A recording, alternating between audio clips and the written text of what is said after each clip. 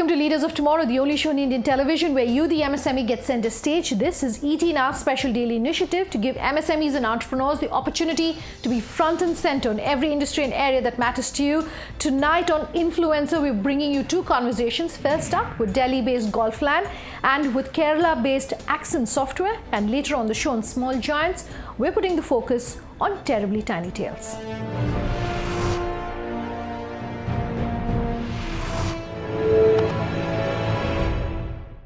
In a cricket-crazy country like India, is there scope for any other sports to make money? That's the question I posed to Dhruv Verma to ask him really how the business for non-cricket-based sports is growing in India. Take a listen to what he had to say and also what the way forward is. Dhruv, thanks so much for taking the time out to be with us here on Leaders of Tomorrow. Golflan has a very unique business model. Just talk our viewers through what really the idea behind Golflan is, what the business model is like. Golflan is a sport technology company. We work on the supply side and the demand side. Golf historically has been a sport of the niche and the richy rich, but technology somehow hasn't really caught up the way it has caught up in the other industries. We at Golflan have a single motto of providing more and more technology to golf courses across the globe. Currently, we operate in 6 geographies, which is India, Southeast Asia, South Africa, Middle East, and the US. And we offer state-of-the-art technologies on the supply side and on the demand side. Very often, I like asking, the people who come on our show about what really constitutes a marketable idea.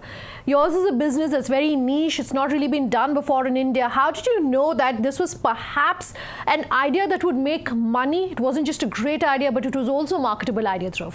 Well, every entrepreneur has a gut feel, and I strongly go with my gut. I saw this model working very well in the Western markets while I was working in London. Came back, did some research on my own, and found the need gap to be very, very clear. Plus, India offers you the advantage of building technology. We have the best brains in this country. We have the best cost options in this country when you want to build technology. So that really fit in very well in the scheme of things. And that's how Golflan started. I'm sure you get asked this very often. I'm not sure if your investors have asked you this, but India is a country where cricket, of course, is the predominant sport. What made you decide then that golf is, the area that you want to focus your business in, and that it was an area where you could have made money? Well, cricket is a religion. We all know that. But golf is something which is catching up in a big way. I don't know how many people know that. India has about 300 courses.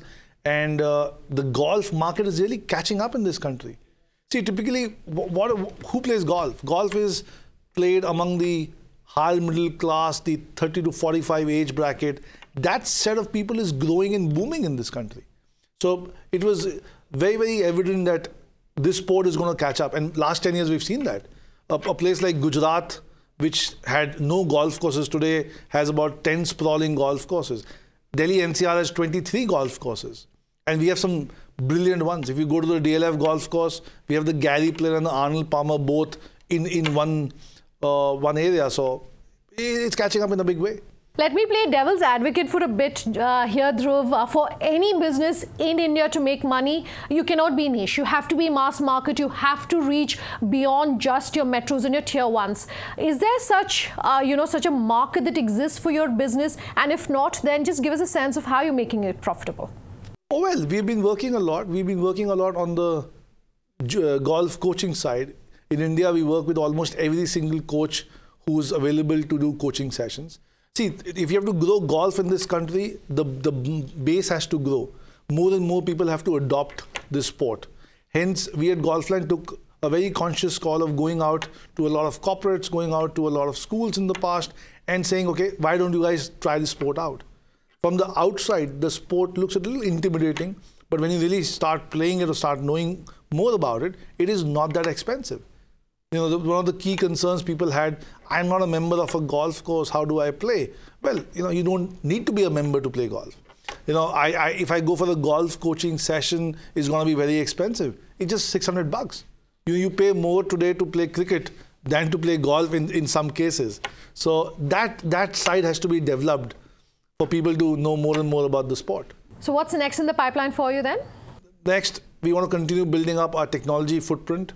We want to continue going deep into our technology. We have Stay Prime on one side, which is a fleet management software, which is doing very well for us. We're already present in 16 countries. We have Golf Centra on the other side, which is our SaaS business for the golf courses. Next 2 years, we're completely focusing on opening new geographies and providing golf courses with more and more technology. You've raised funds very recently, I noticed, and I was just talking earlier about your investors. Use that experience to talk to our viewers about, fundraising, particularly for businesses like yours, which are so niche. Fundraising is always a cakewalk and can be a pain as well. It depends whom you're talking to and how you're pitching it. The niche market is opening up. We've seen a lot of VCs opening up to the niche market if it is of a global scale. If you don't show them exit in 5 years or 7 years, people don't come in. So we have been able to show them a very clear business model which has a global footprint. We have done reasonably well. Last 5 years, we're already now present in about 6 countries, doing EBITDA positive business. We are operationally breaking even. So all those metrics are in our favor in terms of fundraise. All right, Dhruv, before I let you go, one last question. Maybe you can give us a sense of how you're working with corporates to try and popularize your product. That perhaps will be a big segment really of the branding and marketing that you do. That's something which we identified as a need gap about 3 years back. Today in the country, we work with HDFC, we work with Standard Chartered, we work with HSBC, we work with MasterCard, we work with DBS. That's India. If you talk about Middle East, we work with a leading set of banks there. Same is the case in Singapore. The corporate route is a very interesting route because they approach the masses from an H&I standpoint. And we, by hooking in our booking engines, are able to cater to the mass audience which wants to play golf. So we have taken the corporate route very consciously so that we can, one, expand the sport. Second, obviously make the whole thing more revenue driven than only unit economics. Dhruv, thanks so much for taking the time out to speak with us here on Leaders of Tomorrow.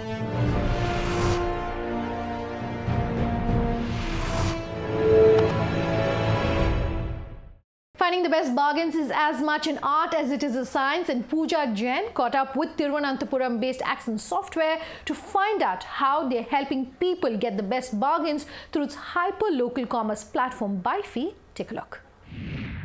It's not every day that we come across a trio of brothers from rural Kerala that harness the ambition to take the software space by storm. So what brought you here? We born and brought up in a town called Balrampuram, which is about 13 kilometers away from Trivandrum city.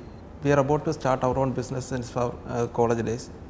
After completing our graduation, I went to Bangalore and worked in some of the startup companies to gain some experience. In 2015, I came back and discussed some e-commerce idea with my brothers. So we ended up in an idea called Byfee. This product is currently incubated at Kerala Startup Mission. We are one of the top 30 tech startups from the world who selected for the Into Korea program. Now, Byfee is typically described as a visual e-commerce platform, but what does that mean and what is it designed to accomplish? Byfee is a hyperlocal e-commerce sale and marketing platform that allows the customers to connect nearest goods or service-based local stores, shopping malls or other businesses. We are providing attractive storefront for the store owners, personalized logistics, visual e-commerce, chatbots, ability to search and filter product by pin code and location name, ability to search shop by name are the attractive and compelling features of Byfee. We are also providing a feature to increase offline sales by featuring deals and offers in the shop owners portal. Well, Byfee has been in the market for just 6 months, is my understanding. Yes. So what sort of proof of concept have you garnered from the marketplace, from your customers? Byfee is already generating revenue by means of store profile registration. We have more than 500 sellers. We have already onboarded more than 500 sellers from Trivandrum and other 2 cities from Kerala and Tamil Nadu district. We are eventually growing. We are eventually going to 5 more cities within the next 3 months. So Kerala is of course known as a leading software exporter, and you are part of the Kerala Startup Mission. What sort of support have you received from that incubator, and what role has it played in your growth story? We got the mentorship and seed fund support, seed fund assistance from the Kerala Startup Mission authorities, so that we were able to launch our product within 6 months. And the CEO Saji Gopinath is doing some wonderful things to raise the startups. After reaching to this idea, I have approached the Kerala Startup Mission for incubation facilities. After presentation, they were impressed with our idea, and we got incubated here. So we got the mentorship and space for 9-seater space, and funding support from Kerala Startup Mission authorities. Also, Axen Software got the Emerging Startup Award from Mr. Pinarayi Vijayan. One problem that SMEs in this country really struggle with is getting discovered or emerging from the shadows of the larger players. What role can BIFI play in this equation? There are 51 millions of SMEs are currently operating in India, but only 2% of them having online presence. The remaining 98% of the SMEs are still operating on traditional methods because of the lack of knowledge in e-commerce and web related promotional activities. We are providing attractive storefront by visual e-commerce technique and by using chatbots to the nearest goods or service based local store, so that they can increase sales online and offline. Time for a break. On the other side, terribly tiny tales in focus tonight. Do stay tuned.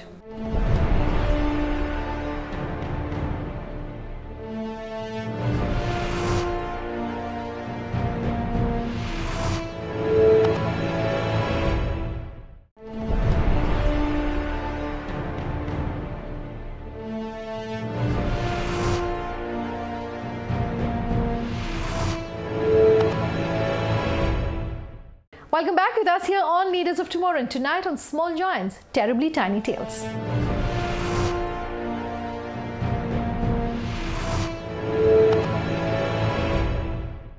On Small Giants tonight, we're featuring a company whose USP is its social media drive and how it's created a thriving economy of microfiction writers. Karishma Vanjani caught up with Terribly Tiny Tales to bring you more on this company. Take a look. क्या हुआ रुखसाना? वो लोग जबरदस्ती कोली में घुस गई दीदी, उन्होंने मार डाला दीदी, उन्होंने सबको मार डाला। रुखसाना तुम वहीं रुको, मैं आ रही हूँ, ठीक है? रुखसाना, रुखसाना, रुखसाना, रुखसाना तुम डरो मत, मैं वहाँ पहुँच रही हूँ। दीदी वो लोग आ गए हैं दीदी, दीदी आप नहीं पहुँच पाओगे दीदी, दीदी मैं क्या करूँ? दीदी वो नीचे है दीदी, दीदी वो नीचे है दीदी, आ गए।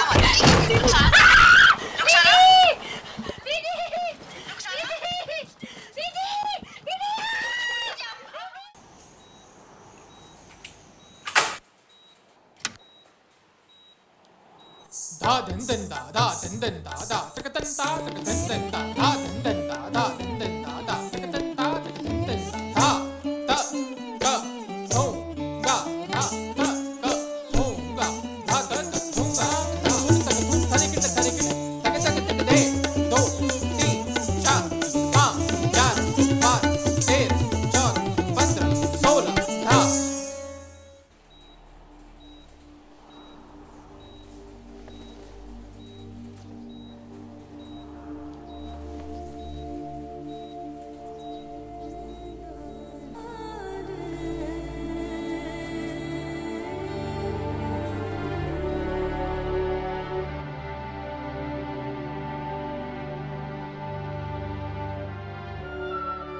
Leveraging the true essence of stories in both visual and written format is Mumbai's new age startup, Terribly Tiny Tales. Building a profitable business model by collaborating with brands such as UCB, Ola and Mother Dairy, their online reach on Facebook points upwards of 1 million. Anuj, thanks for talking to ET now. I want to start by talking about India's startup ecosystem.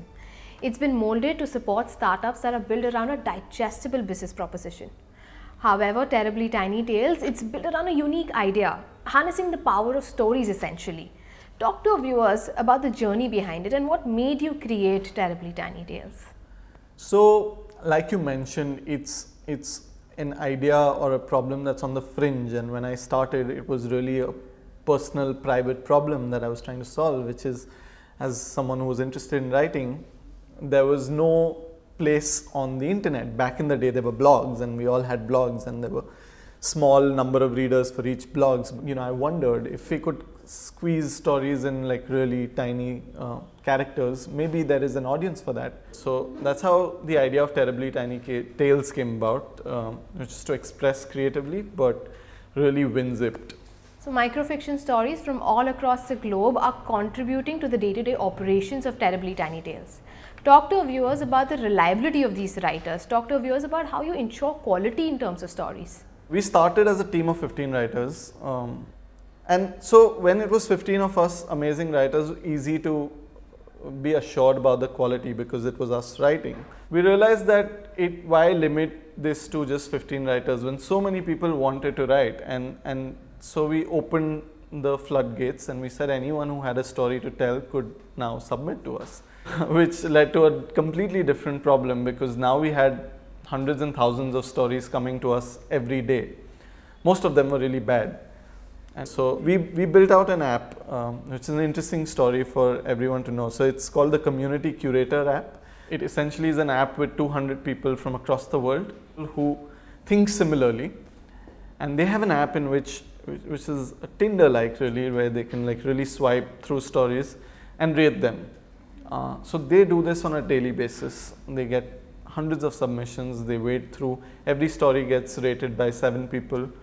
And only the ones that are rated over 3 out of 5 come to us. So let's talk about the different sources of revenue for a startup as niche as yours. So that's a question we get asked often. How does Terribly Tiny Tales make money? And to answer that, if you follow us or if you see our Facebook page or Instagram, you'll see that out of 10 stories that we put out, 1 or 2 of them are usually powered by a brand. Now these are brands from across categories, from the ice cream category, Cornetto, to clothing in Benetton, to we've partnered with some phenomenal brands. And the brands that talk to a younger audience have realized that these guys aren't watching TV, they're not reading papers, and they're spending a lot of time on their phones, on the internet.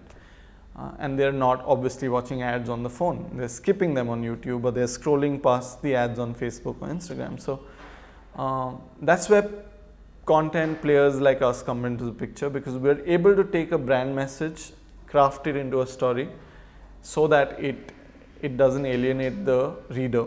And we do the same thing with films. So films brand power some films and we take the brand message and make a really nice, beautiful short film out of it. So brand collaborations constitutes about 90 to 95% of our revenue. And outside of this, we do events, workshops. So there's ticketing there, which contributes to our revenue pool. And then there is merchandise. So we sell t-shirts, hoodies to our fans and community, and that contributes as well. So 3 sources of revenue. So you spoke about brand collaborations. I want to expound on that. There are other players in the space. There is, let's say, an AIB, there is 9gag, there are so many more. How do you ensure you have an edge over these players? What is your USP?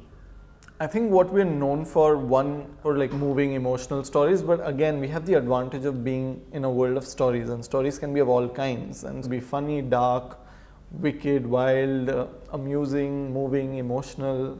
And so we believe we have more room in the sense that, you know, if we told stories of different kinds, there would be takers. It's just that the only way to solve that problem completely is through the app we're building. That's really where we're going, and that's going to be our edge in the future as well.